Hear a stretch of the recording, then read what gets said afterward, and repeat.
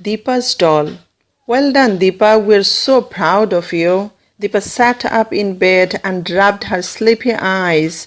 The room was full of people. Mom and Dad were there, and so too was her sister Neetu, her brother Ranjon, and even Auntie Anu.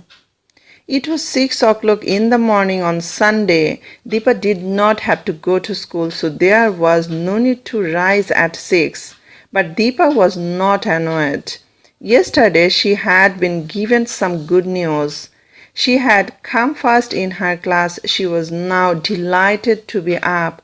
The family had promised her some presents, and here they were. "Wake up, sleepyhead," shouted Neetu, jumping up and down at the bottom of her bed. Ranjan stepped forward and handed her a large parcel. "Well done, Deepa," he said, and added, "Open this one first. I wrapped it myself." "What is it?" asked Deepa excitedly, taking the parcel from him. "Open it and find out," said Ranjan. "And before you say anything, I bought it with my own money.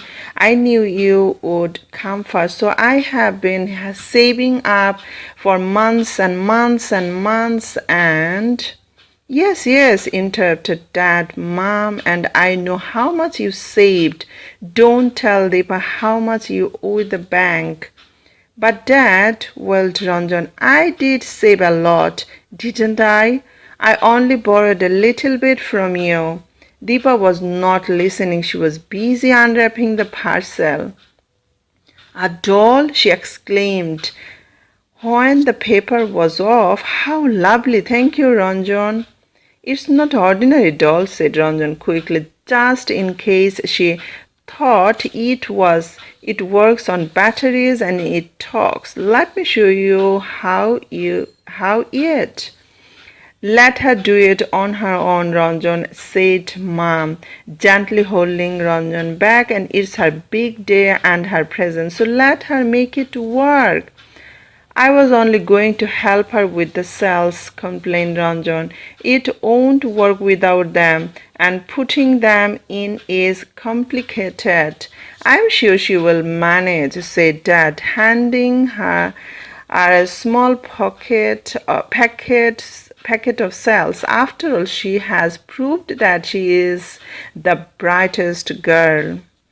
Deepa tore the packet open and removed the back cover of the doll and fitted the cells in no time. "How do you make it talk?" she asked. "See, I told you," said Ranjan, smiling smugly at his parents. "She does need help after all, and big brothers are here to do just that."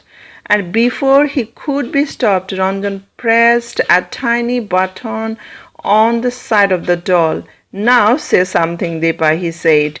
"Give the doll an instruction like attack or fire, and doll will remember and use the words later on." "Goodness me, what words?" said Mom.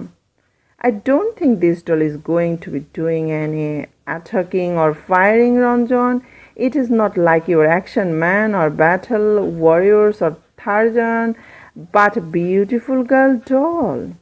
Deepa took control. She held the doll close and said, "Pretty baby, beautiful flower, buttercup, blue sky, please sit, please don't do that. Hello, sweetie." Ranjan shook his head, let his jaw drop, and rolled his eyes. He looked as if he was in deep agony. "Oh dear, oh dear, oh dear," he said. "Your doll will learn language sweeter than Auntie Anu's sticky toffee pudding." Everyone laughed, including Auntie Anu. Over the next half hour, Deepa opened the presents. She was thrilled with all of them. The doll lay beside her bed while she exclaimed then it was time for breakfast, and the family moved downstairs. After breakfast, Deepa helped Mom to wash up. Ranjan disappeared. Perhaps he was in the garden helping Dad to fix the gate. Deepa went to her room to play with her new toys. She put on the green goggles Auntie Anu had given her. She was becoming quite a good swimmer, so the goggles would be very useful. She would be able to swim for ages without getting red eyes. Deepa practiced a few strokes of the crawl. Mom and Dad's present is going to be useful too, thought Deepa. Picking up a paintbrush, they had given her an easel, paper, and set of watercolors. She would certainly have fun with those. Mrs. Cowell, her art teacher, would be pleased. Put it down now, growled a voice from the corner of the room. Deepa jumped and dropped the paintbrush. Ranjon, is that you? Asked Deepa. Looking round the room, the voice did not sound like Ranjan's. The Deepa was little afraid. If you are hiding and trying to scare me, said Deepa, trying to sound bold, you are doing a good job. I shall find you. Run, run, came a shrill voice from near the bed. Scatter, we're under attack. The voice was loud and gruff.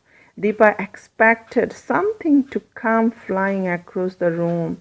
She sat on the floor and covered her head with her hands. There was a loud wail. This was followed by angry shouting and lots of instructions. Stay down, came the voice. We are under attack. Loud were weapons and be ready to fire. 1, 2, 3, duck, duck, duck, kaboom.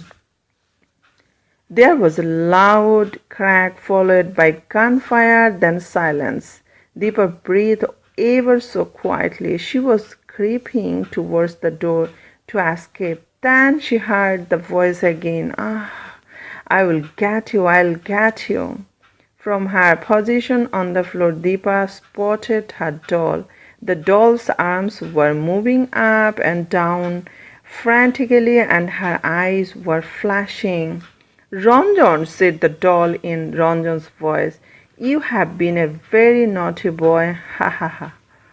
Deepa burst into laughter. Wait till I catch that brother of mine, she shrieked as she ran downstairs to find Ranjan. Thank you for listening.